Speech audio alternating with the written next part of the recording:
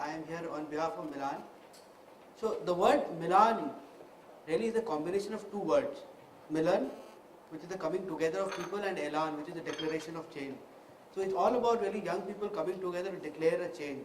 And our journey really started, like all good stories, our story starts once upon a time in a place called Sitapur, which was back then a very place which didn't have electricity, no healthcare, really low levels of education. And it begins with a boy called Rupesh. So when we started off, we were in Delhi University, 19, 20, 21-year-olds, and we said, we don't want to be armchair philosophers. We really want to do something. So what can we do? And one of the people who was with us, he has ancestral roots in Sitapur.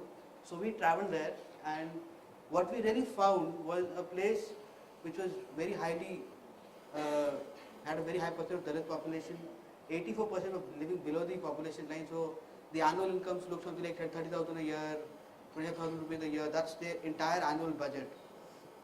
And the thing that really struck us was that within where we were put up, in a radius of 13 kilometers, there was no school that was beyond class 8. So what was really happening was that people were studying till class 5th, 6th, and then they would drop out. So although statistically speaking, 90% people had actually been to school at some stage and knew how to read and write, only 1% were actually passing out of class 10th. And that's what we said that we really need to start working on. And the scenario was that there were no girls at all passing out in that area from class 10. So, and this is where the story of Rupesh really starts, because he took the initiative to start teaching children from that village in his own home, from his own pocket, and he really didn't have anything. Just a house, a farm, a couple of cows, and he was himself pursuing BA at that point in time, and he wanted to teach children. So when we saw that, especially when I saw that, I felt that this guy who is living in a village, who really doesn't have the kind of resources that I've had access to, wants to do so much, why can't I do something? And that's where our journey really started off. So we started with 40 children. This is what the school looked like initially. It was just a straw hut. And when we started engaging with the community, talking to the parents, because they didn't really understand what the value of education was for their children. So we had to really go from house to house to talk to them and convince them that no, you must send your children for these reasons. And really talking about Rupesh here, he took the lead in doing this kind of work when he got support from us.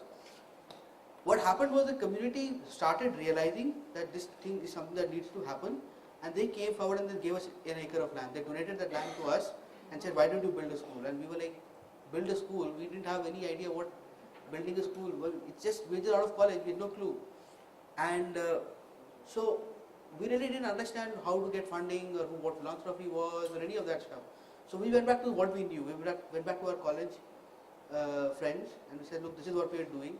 So talking to people, we came to realize that we can do a campaign called the Brick by Brick campaign, where we said the cost of a brick is ₹10 and you can donate as many as you like. And that's how, to our great surprise, in 18 days we managed to raise about 2 lakhs. And that's what we put into the first couple of rooms that we built, and that's what it looked like. We didn't even have enough money to have it plastered or anything. That's just what we were able to do at that point in time. But when this happened, what happened to us was that it really crystallized what our focus was going to be. Because up till that point, it was only, let's do something, let's see what we can do. But this is what really, at this point, we had to decide whether we wanted to commit to this or we want to do something else with our life. And this is when we realized that this is something that we wanted to do for a long period of time. And our commitments crystallized then. And so it's been 5 years since then. The school looks more like this today. And we have 350 children and 16 really, really awesome teachers who are working with us.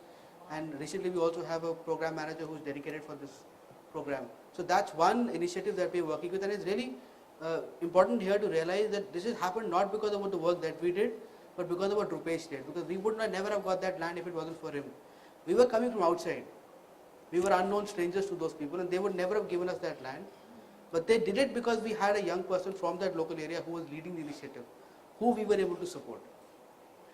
This is the second initiative which we have very recently started in a place called Natpurva, which is about 30 kilometers ahead of where we are currently working, the previous initiative. The Natpurva village is a village of the Nat caste, And the entire village has been practicing prostitution for about 400 years. So that goes in 1600s. So around about the time of Akbar, this thing started. And a boy called Monu is who approached us. He realized that we were doing work in Contain, and he is from Ratpura, which is 30 kilometers away. So he came to us and he started sharing his story and said, "This is what I'm trying to do. Can you help me?" So he was basically, he had gathered a group of girls who were adolescent at that point in time, 14, 15, 16, and he was just trying to sit with them and talk to them about how to break out of this cycle. And he wanted our help to make it into an initiative that actually could work. So now what we have done is we have an after-school study center there, where we have about 100 children who are coming. Most of them are girls. A lot of them are smaller, but some of them are in the age group that we are really working with. And our whole idea here is to explore how we can convert that education setup into an alternative livelihoods system where they don't have to get into prostitution to survive. So that looks to us from our current engagement that the only way we can really break them out of the cycle. So that's what we're exploring right now in that space. So this is the second initiative that we are working with. So what we are trying to, after reflecting on our experiences over the last 5 years and working like this, looking at where we want to go from here, what we've realized is that there are many more people like Rupesh and Monu out there in the rural areas who want to do good work, and they really don't have the support that they need in terms of capacity building, in terms of access to funds, in terms of access to networks, to be able to do that work. Even in the case of our story, when we started off as college students and we tried to do this kind of work, we also didn't get a lot of support. We really didn't know how to go about learning what it takes to work in the social development sector. But fortunately for us, we did reach out to people and we did learn about programs where you can get that training, and we did it. We built our capacities, but they don't have that access. And that's really the difference, because we're also young people and they're also young people. And that is where we feel it becomes our responsibility, so to say, that we help them do the kind of work that they want to do. And as a country of 300 million young people, I mean, it's a very oft-quoted figure these days that India is a very young country, but do we actually see these young people anywhere? We really don't, because they're not in the city, they're not in the metros. 75 to 80% of them are in the rural areas. And the focus has to shift there if we want as a country to progress. If the India growth story has to sustain itself, change has to come there. And that's what this country really needs at this point in time. And so if that happens, if these young people are able to get the access that they need and they start working and they lead the change, then that change is far more sustainable than somebody from outside coming and doing the work, because of two reasons. One is that they become role models. When they start doing that kind of work, they become role models and people look up to them. So for them to change the mindset is much easier than for somebody who's coming outside and wo gyan baat raha hai, so that doesn't really have that effect. But if somebody they look up to, who's doing good work, is trying to work with them on the mindset change, that really works. So that change is, even if we go there and we stay there for 6 months, which is a very long engagement period, and we try to change, the moment we go back, in 2 months things will go back to the way they were. So in order to make change sustainable, it has to come from the local youth. That's what we're trying to say. And so I think I've covered this slide mostly. So what we are is a platform that identifies youth-led social actions in rural areas. We incubate them through a process of capacity building and invest in them so that they can develop their organizations. This is the 3-point agenda that we are on. What? So this is the model that we have come up with. So the first phase is we do an outreach, pan-India outreach through partner organizations like who can help us identify those young social innovators in rural areas. There's an application form, there are interviews, there is intense due diligence which takes place because we want to work with very high quality people. And then we invite those we select for a 10-day workshop. It's a residential workshop where people like from our core team like me, we come in and we take them through social issue analysis to build their understanding of what the issue is that they're working on, resource mobilization, capacity building in terms of what it takes to do strategic planning, and then they create a very basic plan of how they want to approach the problem they've come in with. And all this time over these 10 days, we also have external resource people coming in and talking to them and trying to understand what they're all about. And at the end of this 10-day workshop, we, based on feedback from the facilitators who come from outside, the resource people, their own peers, the plan that they've made, we select 2 to 3 people who we feel are really capable of making change happen, and then they come into the incubate phase, which starts with a 14-day course, which is very specific to building a plan to, I mean, the first one was very basic. This is far more targeted. It has got time frames, it has got targets that they want to achieve, and it's got inputs from us. They build that to approach the problem they want to do, and then they go back and they try to implement that plan which they have made. So this incubation process takes place over 3 years, and every 6 months they're coming back to us with the learnings from the ground, and then we're helping them retweak the business plan based on what they have learned, and then they go back and they implement it again. So it's really create, test, refine, create, test, refine, that is happening. So it's a chance for them to really learn by doing instead of just theorizing in classroom. And to facilitate all of this, we will be giving them about 12 lakhs over 5 years, so that they can actually start implementing the plan that they've come up with. And what is really critical to understand here, the difference that I'm talking about here is that this money that we're giving them is not to support their projects. There will be support for their project, but it is primarily to develop their organizations. Because a lot of people want to work in rural areas. The problem that they face is there are just no quality people there because nobody is investing in them. So what we are trying to do is we're trying to invest in them and their organizations and develop their capacity so that they can do the work that they really want to do. Because if you have high quality people, you will have high quality organizations, and if you have high quality organizations, you will have good work. So that's the whole agenda. And so the reason I put 12 lakhs or 5 years in both sections is because these are not mutually exclusive. The investment part is also here. That's the investment that we're making in them. At the end of the 4th year or the beginning of the 5th year, we will be giving them a one-time larger grant to help them become sustainable, because by then we believe that we will have built their capacities for them to be able to fundraise on their own. So they should be able to do that from that point on. And also this is where we start building in our exit ourselves, because we've been working with them for 4 years, and we feel that the last year we should give our role in actually working with them on the ground should come down slowly, so that they take more ownership of their work over the last year. So that's the entire model that we have. So what's different about our program? So we had we are really not talking about just teaching them. When we say we going for an on-site visit, it's not an inspection visit. It's actually to go and work with them. So they come up with challenges that they have and they say we need help here. So we can actually go there and work with them, because that's what we have been doing, and we know how it's done. So we really want to help them that way as well. So it's about that. It's very flexible, and in terms of the fact that the capacity building is not generic, it's very, very specific to the work that they want to do, because that's what they come in with, and that's what we build the entire program around. So it's not a very generic capacity building, okay, you can do this for this, for this. It takes into account exactly what they need and tries to fulfill those needs. And it's very inclusive, because obviously we are not excluding any sort of, we really want to encourage women who want to take up social initiatives. We want to encourage people from Dalit background or from any kind of, we really want to do work with that, because they really need the help. The third, and it's very long term, really, really long term, because 3 to 5 years mentorship is something which, to the best of my knowledge, is not happening anywhere in this country to date.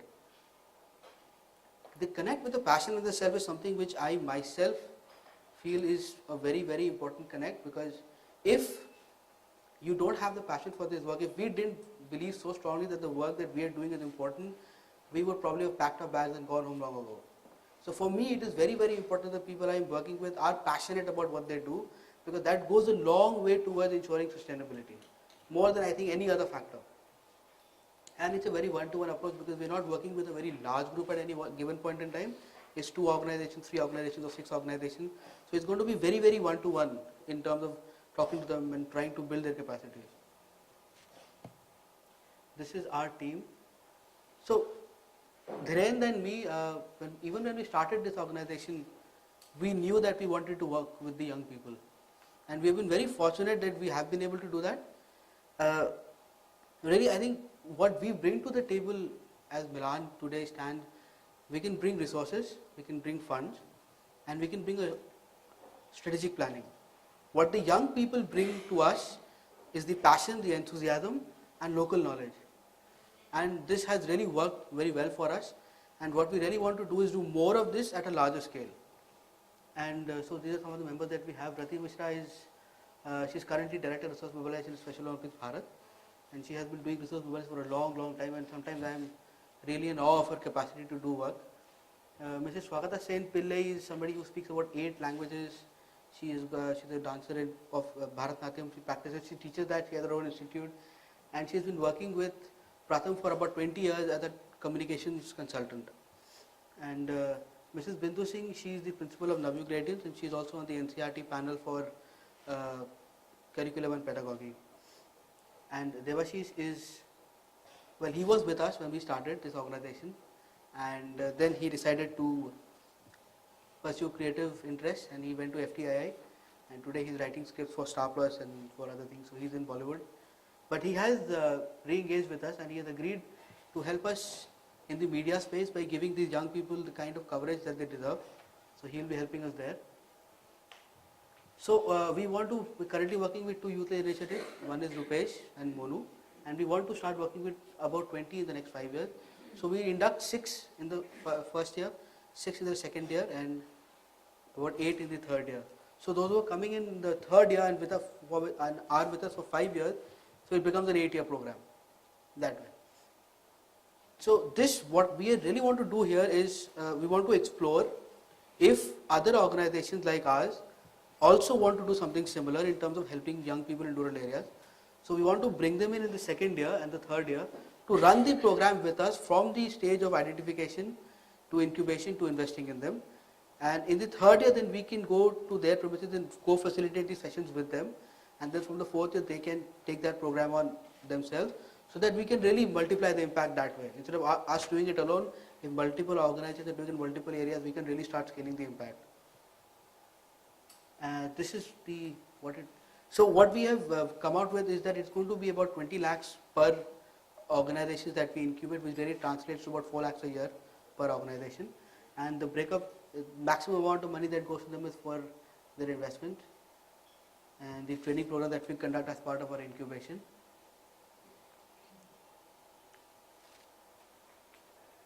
So what we're really saying is that we need about 4 crores over 8 years to work with 20 organizations. So this is what we really need at this point in time. We need to raise 20 lakhs per organization that we want to work with. Tie-ups in terms of subject expert organizations really refers to if somebody comes to us and says that he wants to work in healthcare, that's not an area of our, where we are competent. So we need to have ties with organizations who can come in and say that yes, we can do that kind of capacity building in terms of say livelihoods, in terms of, because we have been doing education work primarily. So we need the tie-ups to be able to facilitate different kinds of setups in rural areas. So we need to do that. And finally, we need the networks so that we can actually do a comprehensive pan-India identification to look at who are the really good young people who are doing good work in rural areas. So these 3 things are what we currently are working on, and we need to develop further. So, and that's it. Thank you.